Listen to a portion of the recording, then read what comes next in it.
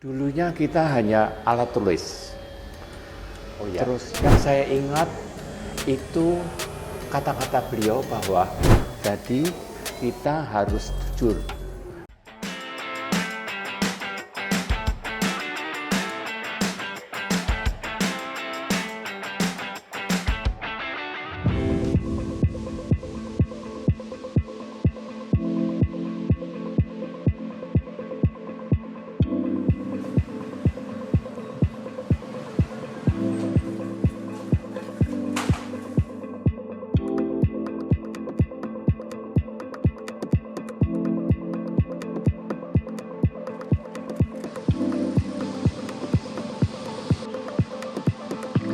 Halo Sobat Suara, kembali lagi bersama kita di Lekat, kanal sosok lebih dekat.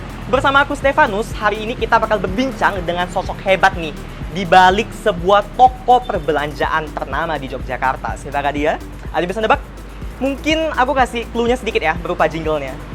Belanja murah hanya di mana kampus, belanja cepat hanya di mana kampus. Betul sekali Sobat Suara, kita hari ini bakal berbincang santai nih bersama Pak Siswanto Hendro Sutikno selaku owner dari Mana Kampus atau Mirota Kampus. Tanpa berlama-lama lagi, yuk masuk kita ketemu dengan Pak Sis.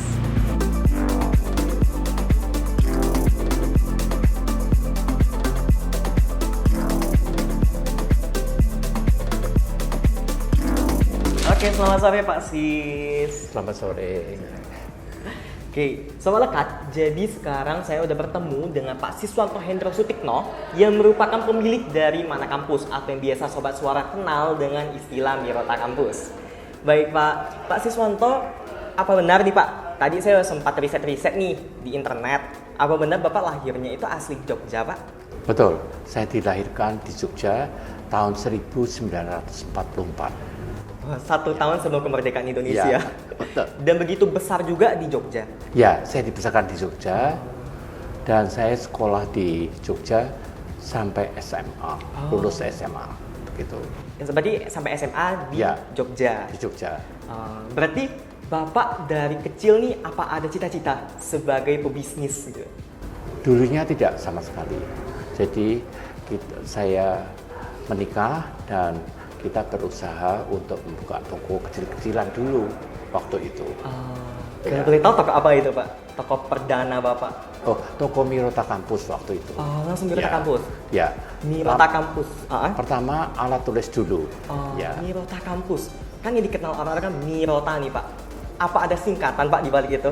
Ya, kalau singkatan Mirota itu minuman, roti, dan tart. Minuman, roti, dan tart. Sebuah fun fact nih Sobat Suara. Ya. Bahwa Mirota itu ternyata adalah akronim dari minuman, roti, dan tart. Pak, kalau melihat sekarang Mirota Kampus atau Mana Kampus nih Pak, yang berdiri tegap dengan ramainya itu, apakah ada pengaruh dari pola asuh dari kedua orang tua Bapak sebelumnya? Ada, karena ayah saya dulu bekerja di sebuah perusahaan besar yang berpusat di Semarang, yaitu Widongham Konser. Jadi ayah saya mendidik saya kira-kira 10 tahun 10 tahun? setelah saya lulus SMA itu. Gitu. Selama satu dasawarsa itu Pak, kira-kira apa aja sih yang dibimbing oleh almarhum Bapak Hendro Sutikno ya kepada Pak Sis? Oh ya, yang saya ingat itu kata-kata beliau bahwa do it now. Jadi jangan ditunda, semua harus dikerjakan segera gitu. Satu kalimat yang sangat memotivasi kita nih, khususnya teman-teman Gen Z. Do it now, sekarang, nggak nanti. Gitu ya Pak ya? Betul. Pak, kalau misalnya boleh kita kilas balik nih Pak. Kalau misalnya kita Mana Kampus sekarang ya, banyak banget nih cabangnya, outletnya di mana-mana. Yang namanya Mirota Mana Kampus itu udah top of mind dari masyarakat Jogja khususnya Pak ya. Betul. Gimana sih Pak sejarah dari berdirinya Mirota Kampus itu dulu? Dulunya kita hanya alat tulis, terus berkembang, lama-lama kita membuka supermarket. Jadi pertama di Babarsari. Oh ya. Sesudah itu pada tahun berapa begitu kita pindah ke Simajuta. Jadi kita sesuai dengan kata-katanya Mirota Kampus. Itu mendekati kampus UGM. Jadi pelanggan kami itu dulunya mahasiswa. Mahasiswa dan Ya. sampai sekarang tetap mahasiswa untuk Mana Kampus Mahasiswa dan ibu-ibu muda. Pak, kalau misalnya dengar cerita Bapak nih, Mirota Kampus, kira-kira Bapak ada gak sih sebagai seorang pebisnis punya role model atau orang panutan nih, siapa gitu yang menjadi panutan Bapak dalam berbisnis gitu?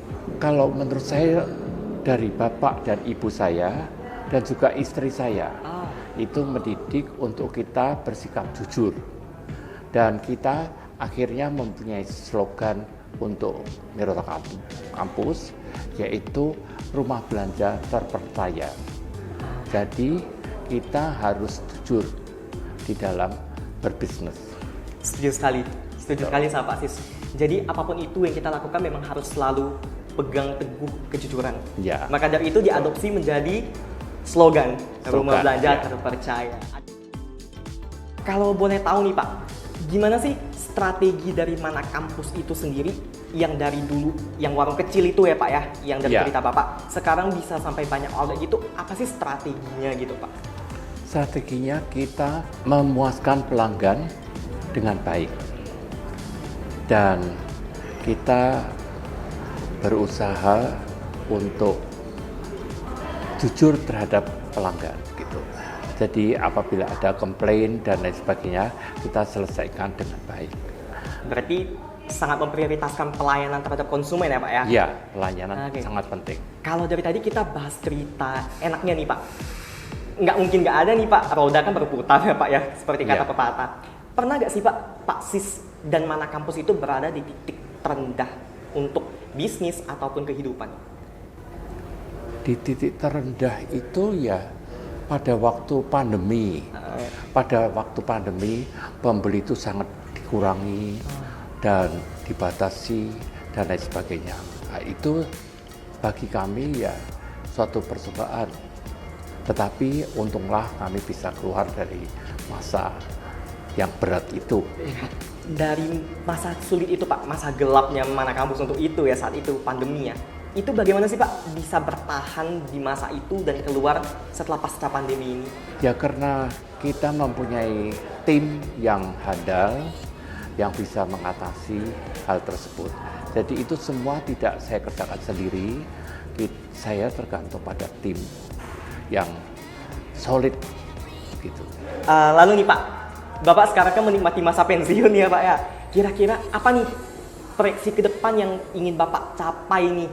Adakah impian ingin membangun misalnya Mirota Senusantara atau Mirota Kalimantan atau apakah itu Pak? Ya saat ini saya hanya bercita-cita untuk meningkatkan kemampuan perusahaan kami dengan menghadapi masa-masa yang akan datang, dan juga mengadaptasi teknologi, dan juga menghadapi yang dinamakan dengan bonus demografi itu, sehingga nanti pembeli kami itu akan terdiri dari anak-anak muda, sehingga kami harus memuaskan mereka sebaik-baiknya. Kalau boleh tahu bonus demografi itu apa ya Pak? Bonus demografi itu di mana nanti banyak anak-anak muda yang berpenghasilan dibandingkan orang yang tua-tua. Jadi yang tua akan lebih sedikit daripada orang-orang yang produktif. Itu dianggap sebagai tantangan Mirota Kampus nantinya. Ya. Tapi bakalan ada nggak sih Pak ekspansi Mirota ini misal di luar dari DIY atau bahkan ke Jateng gitu, ada nggak sih Pak? Saat ini belum. Rasanya belum. Ya, karena kami harus berhati-hati menghadapi situasi seperti ini. Jadi step by step saja. Tapi tidak menutup kemungkinan ya Pak ya. Ya. Mana tahu hari ini belum, besok lusa tiba-tiba ada aja Mirota Jateng. Betul ya. Pak, ini mungkin agak sedikit menyangkut tentang bursa ya. Apakah Mana Kampus itu bakalan open saham nih Pak di bursa saham? Belum terpikirkan. Untuk saat ini belum terpikirkan ya. Ya. Kalau dari tadi berbicara mengenai kerja keras Bapak nih untuk dari sejak mendirikan ya Pak, mendirikan, mempertahankan dan terus memajukan Mana Kampus. Pernah lah ya Pak merasakan penat, lelah gitu. Gimana sih tips dari Pak Sis untuk melepas penat itu? Saya kira kok karena saya gembira dalam bekerja sehingga tidak pernah merasa, dan karena tim saya itu sudah bekerja dengan baik. Gitu. Jadi semua tidak saya kerjakan sendiri, tapi saya bisa mendelegasikan dan lain sebagainya. Berarti dia bekerjalah dengan gembira, Ya, penuh sukacita. Dengar itu teman-teman Sobat Suara, Pak Sis udah berujar nih kalau bekerja itu harus selalu bergembira dan bersukacita. Dan Pak, ada gak nih Pak pesan untuk kami nih para generasi milenial atau Gen Z yang biasa dikenal sama masyarakat umum, pesan nih pesan berbisnis kah atau untuk bagi yang memulai nih ingin menginjakkan kaki di dunia bisnis, ada gak sih Pak pesan untuk kami? Kita harus menambah ilmu pengetahuan untuk bisa berkembang. Jadi jangan membandingkan dengan orang-orang lain, tapi kita harus belajar dan bisa meningkatkan kemampuan sendiri-sendiri.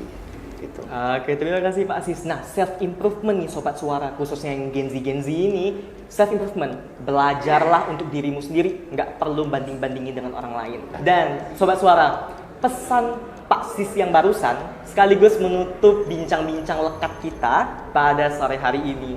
Untuk itu, saya Stefan Sunardi mengucapkan terima kasih banyak untuk Pak Siswanto Hendra Sutikno untuk keluangan waktunya dan cerita-cerita inspiratifnya. Oke, untuk itu Sobat Suara jangan lupa untuk saksikan lekat-lekat di episode berikutnya. Saya Stefan Sunardi bersama Pak Siswanto pamit undur diri. See you.